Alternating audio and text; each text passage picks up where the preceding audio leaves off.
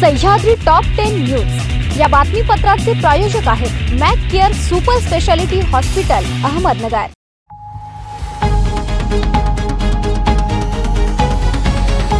नमस्कार, मी साक्षी न्यूज 24 सह्याद्री मध्ये तुमचं स्वागत। पाहूया अहिलानगर जिल्ह्यातील महत्त्वपूर्ण बातम्यांचा आढावा सह्याद्री टॉप 10 मध्ये। राहता येथील बसस्थानकात एसटी बस घेऊन येणाऱ्या बस चालक व कंडक्टर यांना लाथाबुक्क्यांनी मारहाण करून शिवीगाळ व दमबाजी करणाऱ्या येवला पोलीस ठाणे येथील नेमणुकीस आलेल्या पोलीस हेड कॉन्स्टेबल व त्याच्याबरोबर असलेल्या 3 व्यक्तीविरोधात राहता पोलीस ठाण्यात गुन्हा दाखल करण्यात आलाय। जनतेचे रक्षक समजले जाणाऱ्या पोलीस कर्मचाऱ्यांनी अशी वर्तवणूक केल्यामुळे पोलीस खात्याचं नाव बदनाम होत असल्याची चर्चा पोलीस आणि नागरिकांमध्ये दिसून आली आहे। संगमनेर तालुक्याच्या पठार भागात एक धक्कादायक घटना घडली आहे। 8वी मध्ये शिक्षण घेणाऱ्या अल्पवयीन विद्यार्थिनीचे शिक्षकांनी शारीरिक शोषण करून गर्भवती केल्याचा संतापजनक प्रकार उघडकीस आलाय। त्यामुळे शैक्षणिक वर्तुळात मोठी खळबळ उडाली आहे। या प्रकरणी पिंपरी चिंचवड येथे गुन्हा दाखल झाल्यानंतर घारगाव पोलीस ठाण्यात 0 नंबरने वर्ग करण्यात आलाय। याबाबत घारगाव पोलिसांकडून मिळालेल्या माहितीनुसार पीडित विद्यार्थिनी 8वी मध्ये शिक्षण घेत आहे, मात्र तिच्या घरगुती कारणामुळे शाळेत एकटी राहत होती। रावरी तालुक्यातील वडनेर येथे 4 दिवसांपासून बेपत्ता असलेल्या 43 वर्षीय इसमाचा मृतदेह काल सोमवारी 2 मार्च रोजी दुपारच्या वेळी एका विहिरीत आढळून आल्याने परिसरात खळबळ उडाली आहे। सदर इसमाचा अपघात झाल्याचा संशय नातेवाईकांनी व्यक्त केलाय। संदीप भीमाजी गेठे आपल्या राहत्या घरातून बेपत्ता झाले होते। याबाबत रावरी पोलीस ठाण्यात हरवल्याची तक्रार दाखल करण्यात आली होती। गेल्या 4 दिवसांपासून संदीप गेठे यांचे नातेवाईक त्यांना शोधत होते। अखेर काल सोमवारी 1 वाजेच्या दरम्यान घराच्या जवळच असलेल्या अशोक बारकू बलमे यांच्या विहिरीत संदीप गेठे यांचा मृतदेह पाण्यावर तरंगताना आढळून आला। यावेळी वडनेरचे सरपंच विजय बलमे व किरण गव्हाणे यांनी तत्काळ पोलीस प्रशासनाला घटनेची माहिती दिली। शहरात अवैधरित्या गांजाची विक्री करणाऱ्या 2 तरुणांना संगमनेर शहर पोलिसांच्या पथकाने सुकेवाडी समनापूर रस्ता परिसरात रविवारी रात्री 8:45 वाजेच्या सुमारास पकडलं। या कारवाईत 6,44,700 रुपयांचा 21 किलो 490 ग्रॅम वजनाचा गांजा आणि 4,50,000 रुपये किमतीची कार असा एकूण 10,94,700 रुपयांचा मुद्देमाल जप्त करण्यात आलाय। मध्य पूर्व व आखाती प्रदेशात निर्माण झालेल्या युद्धजन्य परिस्थितीच्या पार्श्वभूमीवर जिल्ह्यातील अडकलेल्या नागरिकांशी संपर्क साधण्यात आला असून भारत सरकारचे परराज्य मंत्रालय व महाराष्ट्र शासनाने परदेशात अडकलेल्या भारतीयांच्या सुरक्षिततेसाठी पावले उचलली आहेत। या भागात अडकलेल्या नगर जिल्ह्यातील कार्यालयात नागरिकांच्या मदतीसाठी जिल्हा नियंत्रण कक्ष स्थापन करण्यात आल्याची माहिती पालकमंत्री राधाकृष्ण विखे पाटील यांनी माध्यमांशी बोलताना दिली आहे।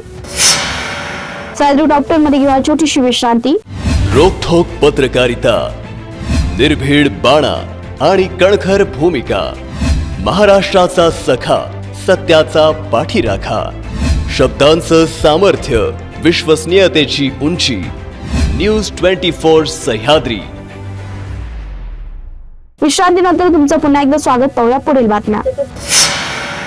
खग्रास चंद्रग्रहणानिमित्त शिर्डी येथील श्री साईबाबा समाधी मंदिर आणि संस्थांच्या अखत्यारीत येणाऱ्या सर्व मंदिराच्या दर्शन व्यवस्थेत तात्पुरता बदल करण्यात आला होता।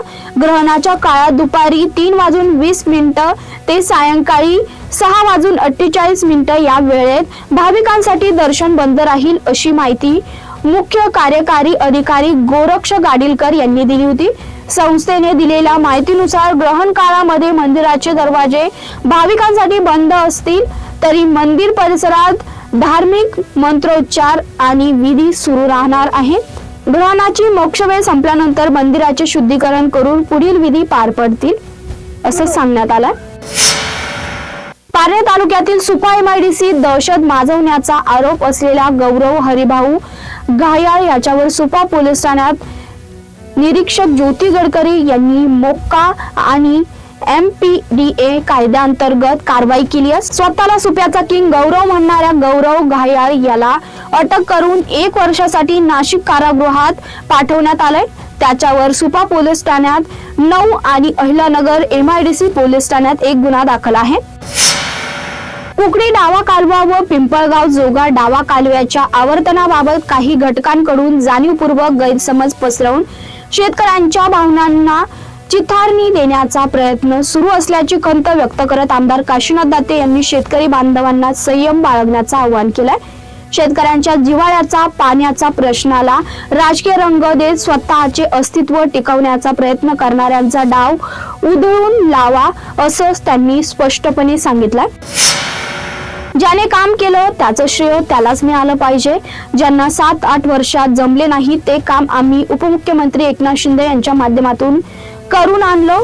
आमदार काशीनाथ दाते यांनी उधारीच्या आमदारकीवर जगू नये. ताकद असेल तर आमदारकीचा राजीनामा द्या आणि पुन्हा निवडणूक लढून दाखवा अशा शब्दात जिल्हा परिषदेचे माजी उपाध्यक्ष तथा शिवसेना नेते सुजित झावरे पाटील यांनी आमदार काशीनाथ दाते यांचं नाव न घेता टोप डागली आहे. पारनेरच्या विकास आराखड्याला मंजुरी मिळवून दिल्याबद्दल झावरे यांचा सत्कार आयोजित करण्यात आला होता. यावेळी पत्रकार परिषदेत बोलताना झावरे पाटील यांनी तालुक्यातील श्रेयवादाच्या लढाईवर सडेतोड भाष्य केलंय. सह्याद्री टॉप 10 मध्ये तेच सांगतोय. तुम्ही पाहता news 24 Sahyadri. Sahyadri top 10 news या बातमीपत्राचे प्रायोजक होते Mac Care super speciality hospital Ahmednagar. शब्दांचं सामर्थ्य, विश्वसनीयतेची उंची. न्यूज 24 सह्याद्री.